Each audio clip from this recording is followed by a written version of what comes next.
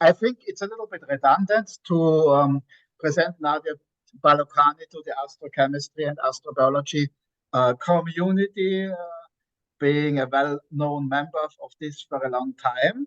You probably know that Nadia is from Perugia, and she did also her PhD in 1993 in physical chemistry at the University of Perugia. Then she had a 2 years stint of postdoctoral fellowship with Professor Sekali from the University of California in Berkeley. After that, she rejoined the University of Perugia again and was working as an associate professor there from 2004 to 2018. And then she was promoted to a full professor at the University of Perugia, a position which she still holds. She has also strong connections to the University of Grenoble, where she was an affiliated scientist for 4 years. Nadia has been involved in a lot of European different networks, both in science and science training, some cost actions and IDNs and other things. So she is also very active in the community. And now we will hearing a talk about gas phase chemistry and molecular complexity in space.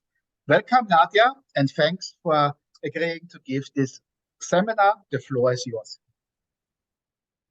Thank you very much, Wolf, and thank you also for inviting me to present this seminar. I'm only happy to share what I'm doing, our results, and so on. So the results I'm going to show today have been essentially obtained within the framework of the 4 projects that you see. I mean the logos that you see in this first slide, and essentially these projects were focused on the chemistry of the interstellar medium, but also planetary atmospheres, and I will touch a little bit both of the subjects. But let me start by, let's say, giving the context of my research. So first of all, let me try to answer one question, that is, why do we care at all about chemistry and molecular complexity in space? Because maybe it is not so obvious to all of us. Well, first of all, I would like to start with a very simple perspective. That is by analyzing the elemental composition of the body, or of a human body, compared to home, our planet, and a wider perspective, that is our galaxy. Because I think there is a lot to learn also by simply considering this aspect. The reason why I'm saying that, as I'm a chemist, as you said, and so I know very well that life is based on the chemistry of reduced carbon. So are reduced species common at home in our planet? Well, the answer actually is no. Our planet is an oxidizing environment. Well, as a matter of fact, it is an oxidizing environment exactly because there is plenty of molecular oxygen, and molecular oxygen in turn has been synthesized by life. So it's a little bit bizarre in a way. But apart from that, really, if we look at the elemental composition, we can really appreciate that, living entities have not much to do with our home planet. Indeed, the most abundant elements in living entities in the human body, but the same for the other living entities, of course, the most abundant element is hydrogen, because hydrogen, of course, is present both in water and in the organic compounds of biomolecules. And then we have oxygen, again for water essentially, but carbon and nitrogen. And if we look at our home planet, we see completely different elemental composition. While by chance, or really no, indeed, the main components of the galaxy are again hydrogen, oxygen, carbon, and nitrogen. Well, of course, in a different proportion, that's true. And also the molecules are different, as we're going to see. But really, in a way, we resemble more the galaxy rather than the planet. And there is also some other indications which are kind of interesting. The mass of living entities is only in the order of 5.510 to the minus 14 kilogram compared to the mass of Earth, which is much larger. So it's really, somehow I have the feeling that we are strangers at home. So in a way, we might be aliens, if you wish. Okay, not only elemental composition, of course, as a chemist, I know very well that also the structure of the molecule is important. And in the galaxy, the most common molecules are simple molecules like water and carbon monoxide, ammonia, while of course, biochemistry, biology actually rely on biomolecules, which can be really, really complex. I've reported here a piece, a segment of DNA, and this is a protein, is gluten, so maybe you have problem with it, so I'm using this just for fun. Okay, so what is our understanding of the origin of life? So maybe you heard these basic aspects many times in this series of seminars, but let me just remind them, because I need to focus on a specific part of this timeline. So we know that everything started, at least in our planet, 4.5 billion years ago when the solar system formed. It took some time to have the crust at a temperature low enough to have a stable hydrosphere. And then it is believed that somehow there was some prebiotic chemistry occurring. That means organic chemistry. And the idea is that since from these organic compounds, by chance, life emerged, the idea is that this amount of organic compounds must be huge. Why am I saying that?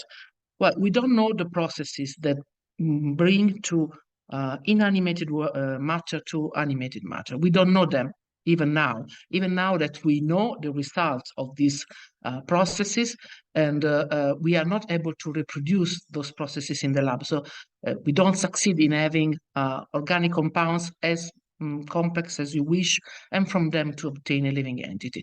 So the idea is that the processes that cause this passage are not so favorable. That means you need a lot of attempts to succeed. And so the idea is that you add this, how can I say, huge amount of organic compounds synthesized somehow, and from them, by chance, as I said, we had first probably a kind of life based on RNA. That's there is some agreement on this, because this is supposed to be a simpler version of life, and then somehow we have DNA and all the diversification of life.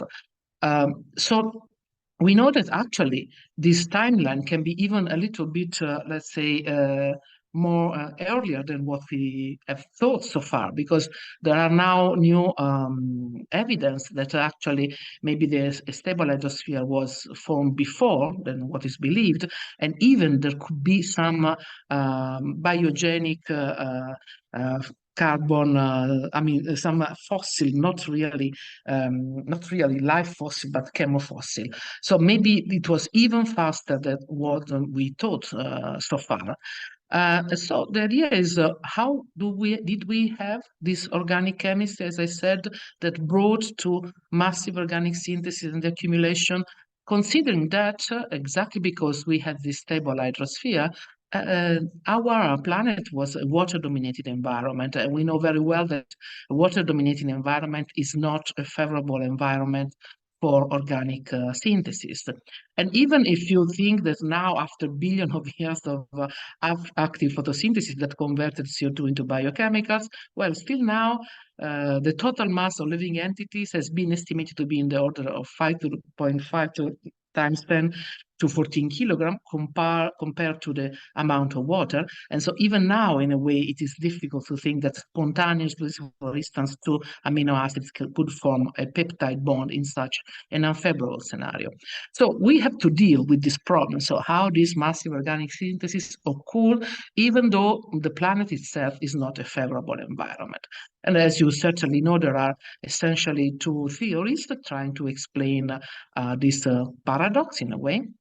And so the first one is the so-called endogenous synthesis scenario, according to which the complex organic molecules that are needed were formed, yes, in our own planet, but by a more complex chemistry, not just a solution chemistry, because there was the involvement of gaseous components of the atmosphere with some energy source and so on.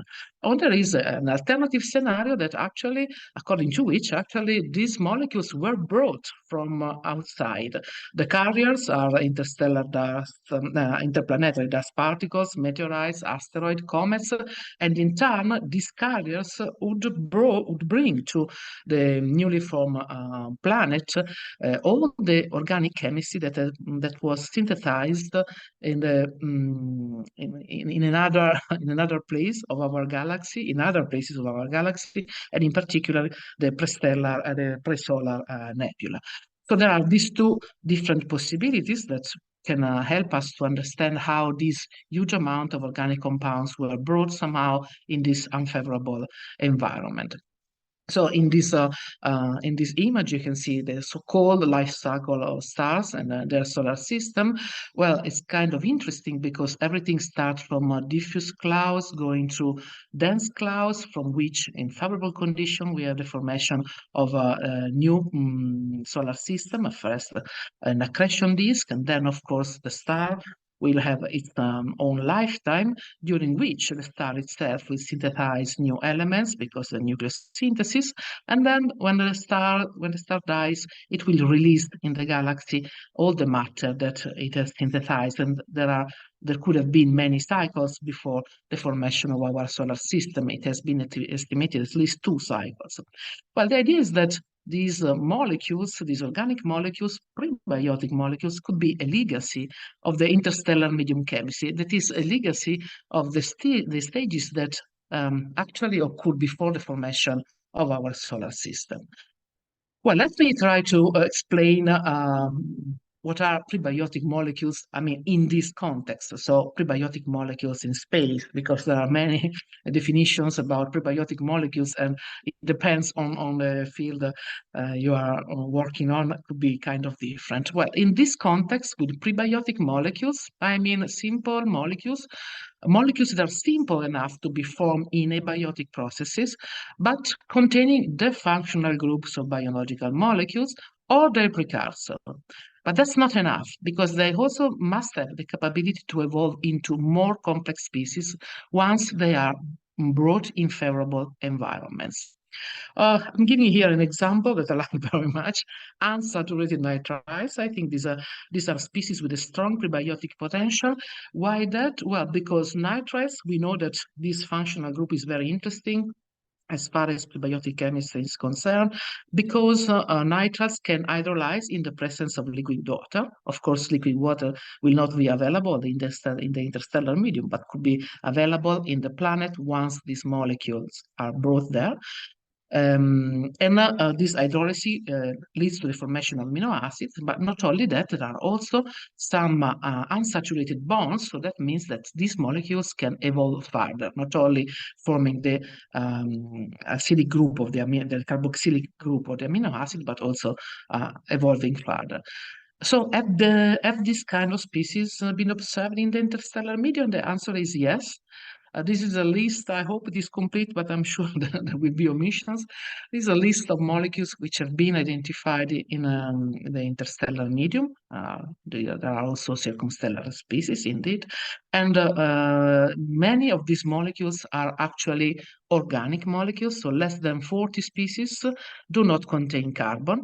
This actually doesn't come as a surprise, if you wish, because as we have seen, hydrogen is the most abundant element in the galaxy, and then we have helium, but helium doesn't form chemical compounds, so it doesn't count in this respect. And then we have oxygen and carbon and hydrogen. So if you think of the molecules that hydrogen and oxygen can form together, well, there will be only 2, water and hydrogen peroxide. And then, of course, their radicals and their ions, but very few species.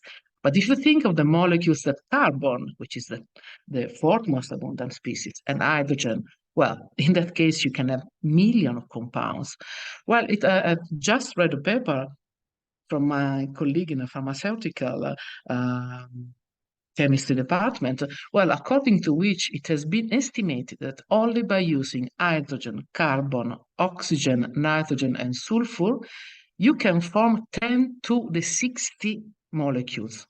So really, we all are aware of the versatility of carbon in forming compounds, but really with these few other elements, you can have a huge amount of molecules. So no surprise that among the almost 300 molecules detected in the interstellar medium, well, just a few decades of them do not contain carbon. Well, not only in interstellar medium, but of course also in those carriers that I've invoked that could bring these molecules to the newly formed planets. There as well, many molecules have been observed, some of them very complex. Well, of course, the inventory of the margins of meteorite is really incredible on this respect, because we see all sorts of complex compounds, chemical compounds, including amino acids and so on. So there is really plenty of evidence that these molecules are spread in space, not only in the galaxy, but also in small bodies that can eventually reach our planet. Well, I have to say that I'm essentially, I mean, my work concerns gas phase chemistry. So it's not that I'm necessarily in favor of the exogenous scenario, because there is also another way to see the endogenous synthesis scenario, looking, for instance, at the planets of our solar system, or moons, actually, because I'm going to speak about Titan. Titan is a moon, it's not a planet, it's a moon, a massive moon of Saturn.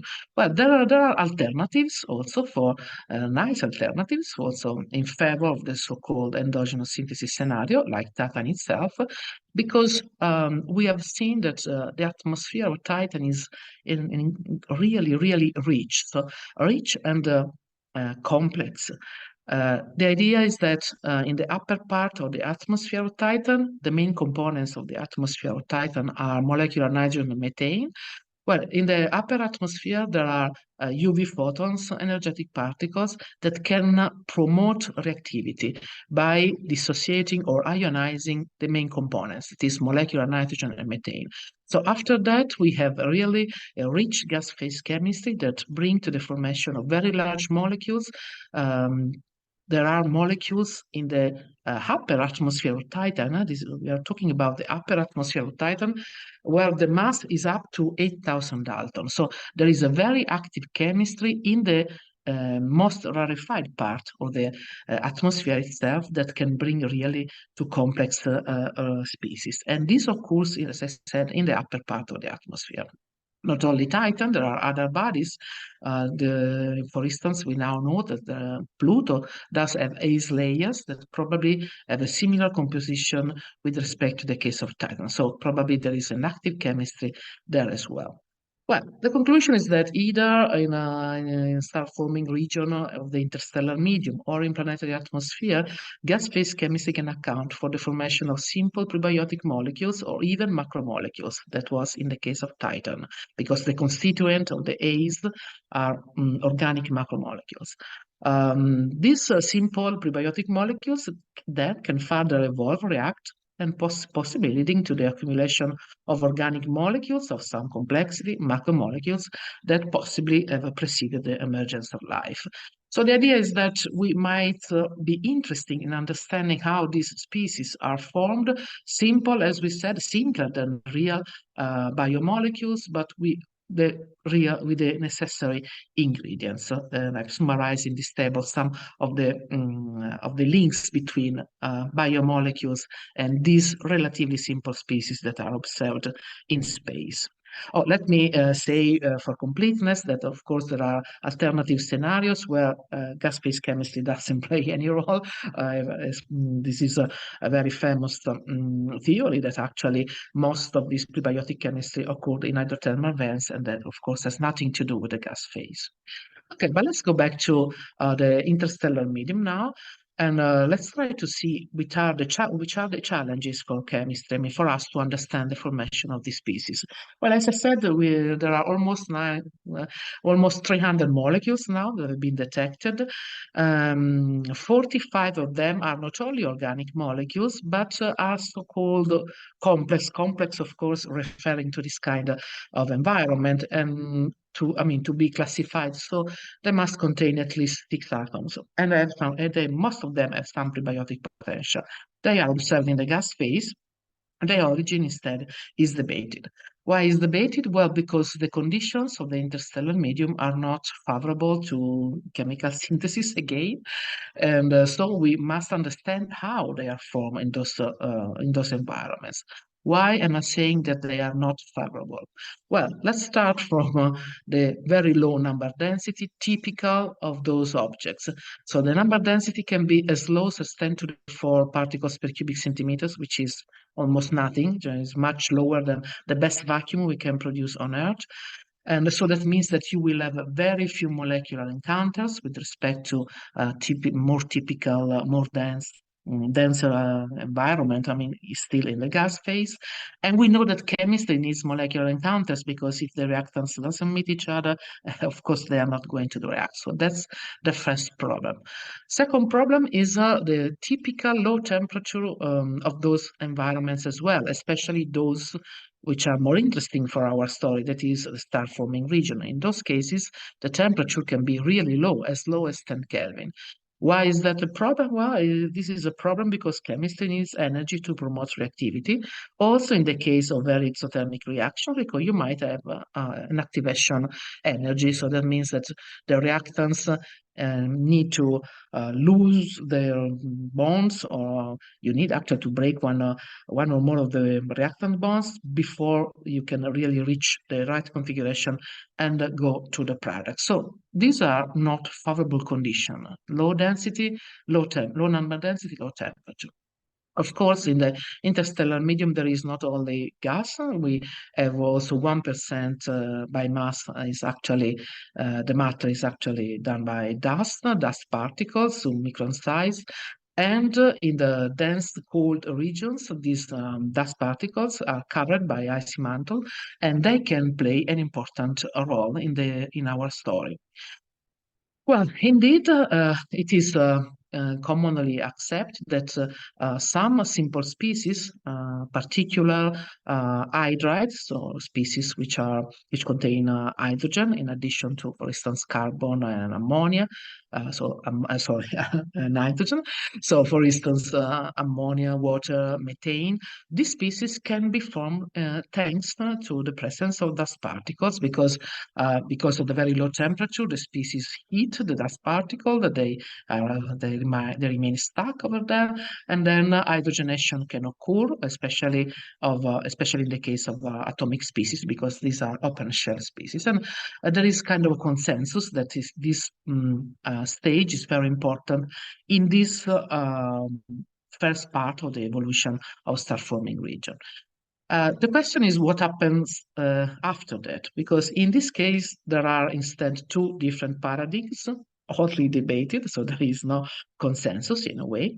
So according to one of the paradigm, what happens is that these hydrides, or simple species that have been formed on the dust particles, are released in the gas phase when the temperature starts increasing.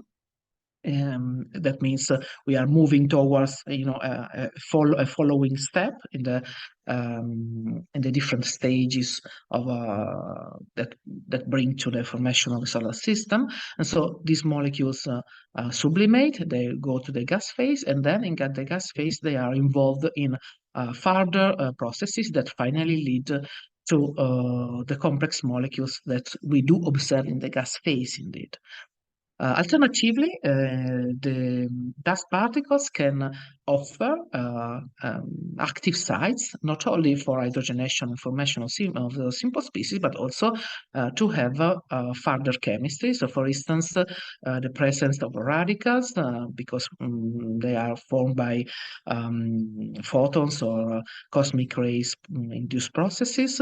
So, radicals can accumulate, and when the species acquire some mobility, exactly because the temperature is increasing, but before sublimation, in this in this stage they acquire some mobility, and they can, for instance, radicals can meet each other, and for instance we can have radical recombination processes leading to the species that we are talking about, and then the species will sublimate. So there is a different, there are different possibilities according to which the chemistry can evolve further once we have formed very simple species in the dust, dust particles. Okay, so how do we try to understand this complex chemistry that bring to the species some of them, as we said, with a strong prebiotic potential? So, of course, it is necessary multidisciplinary approach, and indeed we rely on astronomical detection to identify the species, and of course also their abundance in the various regions. And then, of course, to reproduce this abundance, we need to rely on astrochemical models. Astrochemical models, in turn, need, to be as accurate as possible. Of course, they need data and information from laboratory experiment or quantum simulation of the processes taking place. So in the models, typically we have both physical parameters are included, as well as a complex set of chemical reactions, indeed. And at the moment, in fact, there are roughly 8,000 elemental reactions, including in the most common databases. And these processes are of various kinds. They might involve a neutral reaction, ion molecule reaction, and heterogeneous processes, as I was mentioning now. But it's important to know when you approach this kind of field, that only a very small percentage of these processes have been actually characterized in lab experiments or theoretical yet. So in many cases, these processes have been just guessed, maybe drawing analogy with a similar process or simply with some chemical intuition. So for the rest of this presentation, I will speak about my field of expertise, which is neutral reaction, and we will see what is the state of the art of our knowledge for these processes and how it works with the astrochemical models. Okay, so our knowledge of a gas phase reaction in the context of the interstellar medium, of the chemistry of the interstellar medium, relies on three pillars. Two of them are two families of experimental techniques. The first one is the so-called CRESU. This is a French acronym, which stands for a very advanced experimental technique to investigate chemical reactions at very low temperature. And we must say as low as those of interest in the interstellar medium. That means around 10 Kelvin. This is really a fantastic experimental technique, and this technique itself has twice revolutionized our common sense in astrochemistry. At the beginning of the 90s, because finally it provided evidence that neutral reaction can be very fast also at those very low temperature, and now again showing important non-significant erroneous behavior for some reactions. So it's really a great contribution came from this experimental technique. But there is a but. It does not provide a single collision environment. That means it's very good at reproducing the low temperature of the interstellar medium, but not the low number density. Okay, the other family of experimental techniques are so-called collision-free experiments and molecular beam experiments. The idea is that in this kind of experiments, you instead reproduce the very low pressure, number density, of the interstellar medium. Actually, we are not able to reproduce the same low pressure, but it doesn't matter, because in this kind of experiment, what we do is to investigate bimolecular reaction under single collision conditions. So that means there are no further collisions, and so at that point, doesn't matter if we are really at the correct pressure. So you can see a simple animation here, which makes you understand what is going on. So in this kind of experiments, we see not simply mix together the reactants, because they are prepared separately into beams that are made to collide in a very controlled manner, only at the collision center. And then the products, once they are formed, they reach the detector without undergoing further collision. So that means we are going to observe the consequences of well-defined single molecular collision, not only one actually, but many identical. And from them, this is a scheme of the apparatus we are using in my lab in Perugia. And from them, we obtain, from our measurables, we obtain important information concerning the reaction mechanism, the energy release. We obtain information on the underlying potential of the surface, but what really matters in this context is that we are able to identify the primary products. That means the products which are really formed after the reactive collision, and also their product, and also their branching ratio. So the kind of information that we obtain with this technique is complementary to the kind of information that you obtain with the Cresu experiments, because normally in Cresu experiment, you follow the decay rate of the reactants, so you are not able to figure it out the nature of the products. Okay, this is just a list of reactions that I'm investigating in Perugia with my research groups. They involve atomic oxygen, CN radical, OH radicals, atomic nitrogen, carbon, and so on. Some of them are of interest in the interstellar medium. Some of them are of interest in the chemistry of Titan, or in the chemistry of cometary comet. Of course, we are not the only group working with this experimental technique. There is also another famous group in Hawaii, led by Ralph Kaiser, he did plenty of studies regarding reactions of interest in astrochemistry. Well, this approach nicely reproduces this low density condition interstellar objects, but we must admit that we are not, it's very difficult to reach the low temperature in this kind of investigation. So in a way, we are giving partial information. That's why it is essential to have a third pillar. The third pillar is based on quantum chemistry calculation. And in particular, to characterize a specific bimolecular reaction, you need to derive the so-called potential on the surface, and then run kinetic calculations to estimate the rate coefficient and also the branching ratio of the products. So the theoretical approach is really important because there are no versatile experimental techniques achieving both low temperature and low pressure. I just mentioned that. And so that means that by relying on a theoretical description of the reaction that we are considering, then we can extrapolate with much more confidence the results under the conditions of interest. So normally the idea is that a theoretical treatment is judged by comparing its outcome with the experimental outcome. And once you are convinced that you obtain a good representation of the reaction, then you can repeat your calculation at all the temperatures and pressure that you wish. So that's the idea. So once you have tested the accuracy of the potential energy surface with respect to the both kinds of experimental determination, then of course you can calculate anything you need.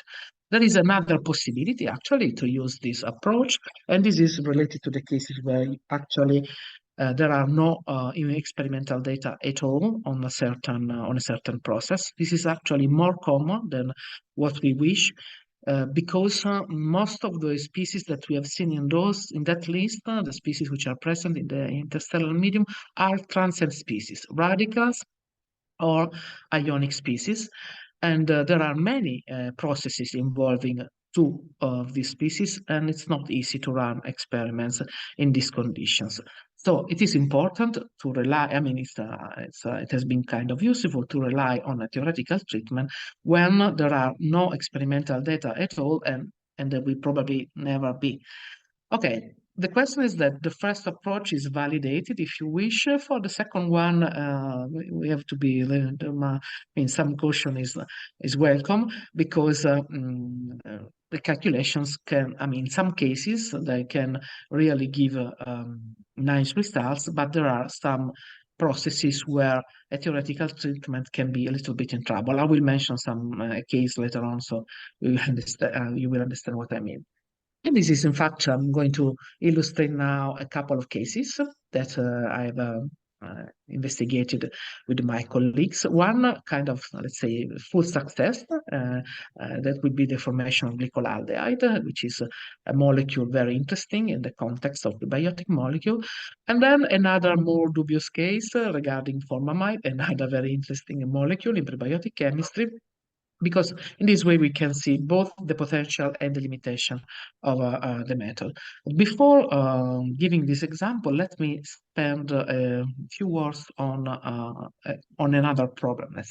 Let's say, normally when you, I mentioned that very often the analogy is a way to proceed. So let's say that somebody studied one reaction involving two species, and then you want to estimate the parameters for another similar reaction, maybe involving more complex reactants of the same family with the same functional group, but more complex. Well, you probably expect that you will have an increase in the complexity of the products, but unfortunately, this is not necessarily true. I will give you here a very simple example so that it will be easier to follow the logic later on. Okay, for instance, this first process, the reaction between the NH radical and the methyl radical, leading to methylamine. This reaction has been investigated from a theoretical point of view with a very accurate method, and it is known to produce methylamine, an interesting molecule again in the context of prebiotic molecules. And so you might think that if instead of making NH react with the CH3, you make NH react with C2H5, they're kind of similar, you might have ethanimine, that is the subsequent species in the family of imine. Well, unfortunately, this is not really the case. We have investigated this process from a theoretical point of view. As I said, it was supposed to be the formation mechanism of ethanimine. Ethanimine has been detected. And in the astrochemical model, this reaction has been introduced with a rate coefficient, which is the same as that for the reaction NH plus CH3, and assuming that it forms exclusively this species. Unfortunately, by investigating this process instead, what we found that actually there is a competing channel, and the competing channel is the one leading to the formation of methylamine again and a methyl radical. So not only it's competing, but actually it is more efficient than the other channel. Only 10% of the reactive flux will bring to ethanimine plus H, and 90% will lead instead to methylamine and methyl radical. Well, actually, it's not a surprise in a way, because sigma carbon-carbon bond are weaker than sigma CH bond. And so once you formed the first additional intermediate, of course, you might have the breaking up of the carbon-carbon bond, or the breaking up of the CH bond as you wished. And indeed, it's easier to have this step. So this is a clear, easy example showing that if I increase the complexity of the reactants, maybe hoping that I will have a more complex product at the end, well, most of the flux actually goes back to the simpler case. And so you have to pay attention to this. And of course, there is no wonder, once again, because indeed the molecules that you observed in the interstellar medium are more often simple than complex. And that, of course, this is part of the explanation. Well, not only that, there is another point here. Exactly because carbon can form also multiple bonds, well, you expect actually to see complex species holding multiple carbon bonds, and this is actually the case. In the list that we have seen before, the more complex species are always unsaturated species. Okay, so let's start with the first example that I want to show you. That is the formation of glycolaldehyde. As I said, this is a molecule with a strong prebiotic potential. And according to our suggestion, glycolaldehyde in the interstellar medium is formed starting from ethanol. This is kind of also touchy point because we are used to think that chemistry will be, like playing with Lego. No? So I will attach more Lego bricks until I have the complex molecule that I wish. But instead could go another way. Ethanol, we have seen there are possible formation routes in the dust grains. This is a very efficient route that we have investigated in collaboration with Albert Rimola Pieruliengo and of course Cecilia Ceccarelli. And we see that this actually ethanol can be very easily produced because the C2H radical, which is kind of abundant in the interstellar medium, as soon as it touches down in the icy mantle in the stellar grain, can immediately react with the molecules, the water molecules of the ice itself, and by subsequent hydrogenation forming ethanol. But ethanol is more complex than glycolaldehyde. Glycolaldehyde has 8 atoms, ethanol has 9 atoms. So you might have a small acceleration and then you can go back having simpler species. But as far as it works, it is okay for us. Okay, so this was actually a more comprehensive study because indeed we identify ethanol as the potential precursor of also other molecules, organic molecules of the interstellar medium, namely acetic acid and formic acid. Indeed, ethanol is a kind of grandmother. That's why we entitled this paper "The Genealogical Tree of Ethanol." It's not the mother; it's the grandmother because ethanol can lose one of its H atoms by reacting with atomic chlorine or even more with the OH radical, forming 2 radical species. And these radical species can react further with atomic oxygen, forming either glycolaldehyde or formaldehyde, starting from this radical, or formic acid, acetic acid, and acetaldehyde, starting from this other radical. So we have characterized the entire genealogical tree of ethanol. Some data were available in the literature from previous experiments. For instance, the reaction between atomic chlorine and ethanol or the OH radical with ethanol. This is a Friso experiment, so done at the temperature of interest in our case. Instead, we characterize the subsequent reaction because indeed, being a reaction involving 2 radical species, it's not easy to have an experimental investigation. And the 2 radical species are one of the 2 radicals formed by ethanol and atomic oxygen. And we verify that it's kind of easy for them to bring either to this couple of species, formaldehyde and glycolaldehyde, or acetic acid, acetaldehyde, and formic acid. We derived the rate coefficient and then we employed these parameters in an astrochemical model, and we were able to reproduce the ratio between glycolaldehyde and ethanol in a variety of objects, and this is a good it's a good indication that this can be the process at work every time, and you have the chance to convert ethanol into glycolaldehyde and also the other species. Not only that, more recently, we have spent, with Cecilia Ceccarelli, we have spent a lot of time trying to understand the message that the iteration of these complex species can give us. And we have applied this chemical scheme to the case, to the relation between glycolaldehyde and ethanol, because there are beautiful data by the PEAS survey regarding the iteration degree of this species. And we succeeded. It was a kind of complex because, as you can see, the deuterium can substitute atomic hydrogen in many different places in the mother molecule. And then, of course, this will be converted in a complex way to glycolaldehyde. So we had to characterize all the possible paths, and in the different cases, there was either a so-called secondary kinetic isotope effect or a primary kinetic isotope effect. the second case is much more compelling in a way. And we have been able to essentially reproduce, well, okay, there is some uncertainty, a ratio between partially deuterated glycolaldehyde and partially deuterated ethanol with our chemical scheme. So in a way, this is a further confirmation that the chemical scheme can hold and explain the relation between ethanol and glycolaldehyde. So let's say this is a case of success. Okay, so let's move now to the case where the situation is more dubious, and this is the formation of formamide.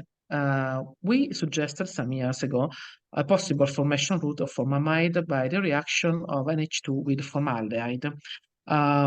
We explored further this possible formation route, and here as well by analyzing the partially deuterated species of formamide and formaldehyde, and also the amidogen radical. Apparently, we had a nice confirmation. Well, actually, we were a kind of predictive, we were able to predict actually in a way what was later observed, because by relying on the value of the rate coefficient, we suggested that the amount of deuterated formaldehyde should be of the order of 3 with respect to the formaldehyde, and indeed that was observed. So it was a kind of positive in this case as well, because it was perfectly in line with the observation. Actually, it anticipated the observation. Not only that, the reaction works very nicely to explain, for instance, the distribution in space of formamide in a shocked region. And that's very nice. That was really, the application of this formation route really explain nicely the observation in this specific object. But however, there have been other investigation, especially from a theoretical point of view, that suggest that actually this reaction doesn't work to form formamide. There has been an attempt actually of a low temperature kinetic experiment, but unfortunately the experiments were inconclusive because they were able to provide only an upper limit, and the rate coefficient suggested by us in 2017 is well within this upper limit. But as I said, there were other theoretical characterization showing that there could be a so-called emerged barrier, in this case, preventing the formation of formamide. Unfortunately, as I said, the experimental data could be really the clear cut in this case, but it was not the case. And so the problem is that with this kind of process like this one, it's very unfortunate if we must rely only on theoretical treatment, which is the case for the moment. So I hope that someone else will succeed in doing the experiment, but I know it's not easy, because it's not easy to have a controlled flux of formaldehyde, because formaldehyde easily condensed. So from an experimental point of view, it's not an easy process. And unfortunately, its peculiar characteristics are such that the theoretical methods are really challenged to their limits. This because, maybe a little bit too technical, but in this specific reaction, we have the formation of a pre-reactive complex, and then there is a first barrier leading to the adduct that then will lead to the product formamide. The problem here is that both transition state, that is the transition state joining the leading from the pre-reactive complex to the first adduct, and also the transition state from the adduct going to formamide, fall within the uncertainty of the method. Since it's very important that these transition states are below or almost below the energy of the reactants, the energy available, the location of these two transition states is really problematic. Not only that, one of the two transition states is actually transition state connecting a van der Waals pre-reactive complex, and in this case, there are not really bonds in a way. So it would be very important to consider the anharmonicity here, which is not easy at all. And finally, when with this kind of calculations that I've shown you, RRKM, which is a statistical method, has been applied to treat the van der Waals reactive complex. But this is a strong assumption. Sometimes it's the only assumption you can make, so there is no more to do, but it's very coarse in the case of non-covalent complexes. So really, this process is a challenge for the theoretical treatment, and I'm not sure that without compelling experimental evidence, we will ever find the answer to our question. Okay, these were one successful case. We're not so successful, actually successful in principle, but then with problems about the method. But let me say that in principle, this approach should be used for all the elementary reactions which are present in the databases. Kide and Humis, the most famous and commonly used, because only a small percentage of those species of those reactions have been characterized, and so that means that we might have really plenty of processes which are not realistic, or vice versa. There could be processes that have been overlooked, like for instance those that we have seen concerning the formation of glycolaldehyde. So I would like to mention a recent work done by Cecilia Ceccarelli and her collaborators, that it was, a kind of very coarse, if you wish, evaluation of those processes, if at least they are, they can pass a simple thermodynamic exam. And well, the answer was not all of them. There was a certain number of reactions in these databases that actually are endothermic. So if they're endothermic, they simply cannot occur in those low temperature conditions. And so there is still a lot of work to do, either to fix, either to eliminate processes which cannot really occur, or instead reactions that have been previously overlooked. For instance, I am very happy to say that we have found a formation route in the gas phase for glycine. Stay tuned, because the paper is going to be submitted soon. So just few words on another subject. I'm bringing you from the interstellar medium to Titan. I've seen that my time is almost over, but I would like to see a case, at least, where the experimental results were pivotal to solve some issues. I'm referring to the possibility of forming pyridine and pyrimidine, which are related somehow to the nucleobases in the atmosphere of Titan that I mentioned in the introduction, because there was a tentative detection, possible detection, I would say, because there is only the ion neutral mass spectrometer on board Cassini could only provide us with the mass to charge ratio. So we were willing to see if it was possible to form this species, pyridine and even pyrimidine, by the reaction of a very active form of nitrogen, which is formed in the upper atmosphere of Titan. I'm talking about atomic nitrogen in its first electronically excited state. This is a metal-stable state with a very long radiative lifetime, roughly 2 days, so it has the chance to react with other species. In our laboratory, we have already investigated plenty of reaction involving these very energetic atomic species. And so, since benzene is an abundant molecule exactly at the same altitude where there is a large amount of this atomic nitrogen in the first electronically excited state, we wanted to explore if it was possible to form pyridine or pyrimidine by an exchange reaction. Why that? Because theoretical characterization actually indicated that it was possible. So it was possible to have the formation of pyridine starting from benzene and WD, and even pyrimidine starting from this. So it was possible, but the same calculations indicated that there could be other products. So it was necessary to verify the situation with an experiment that we did with our experimental technique. And unfortunately, the answer was no, because we verified that actually these processes mainly destroyed the aromatic ring, leading to the ring contraction mechanism, so something completely different with respect to what was expected.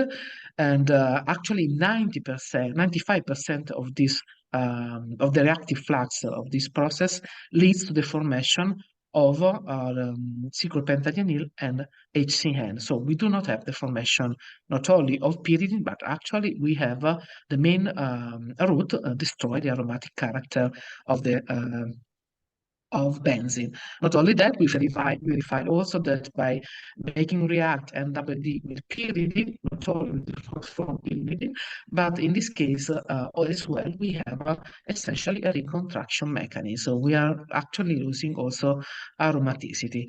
In the meantime, there were attempts to search for pyridine and pyrimidine with ALMA in the atmosphere of Titan, and all these attempts failed. So this is again consistent with our results.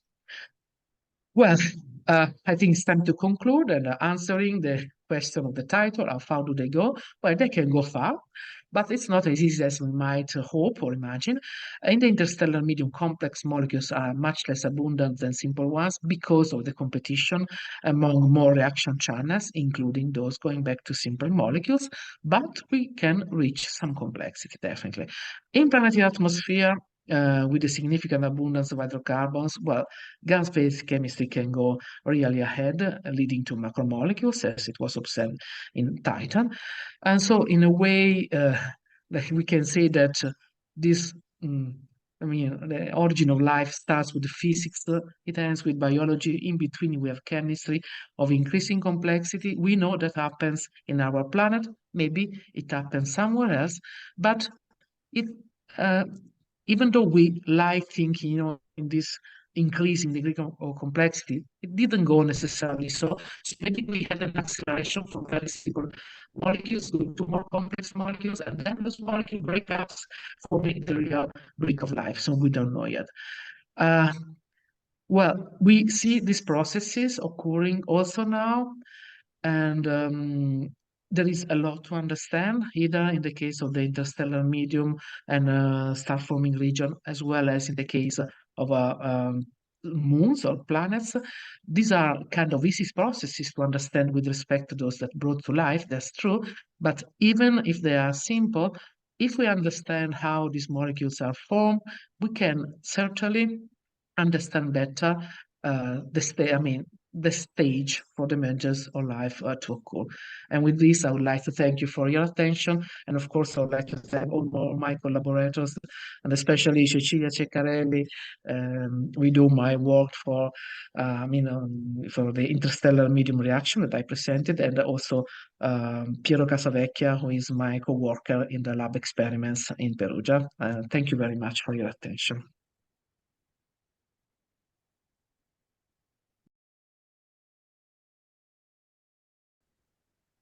Hi.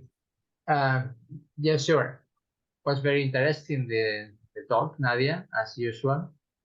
So, in principle, all these new reactions that you are trying to, to confirm, I think you for sure are looking for reactions that can be useful in the interstellar medium, to explain some molecules that have been observed. Yes, that's the aim. So normally you start by, well, actually could also be the other way around. And there are a few cases, not so many, but there are a few cases where lab experiments demonstrated that, for instance, in a certain reaction, you form the product, you aimed and another product, and then people searched for the other product. That happened for cyanoacetylene.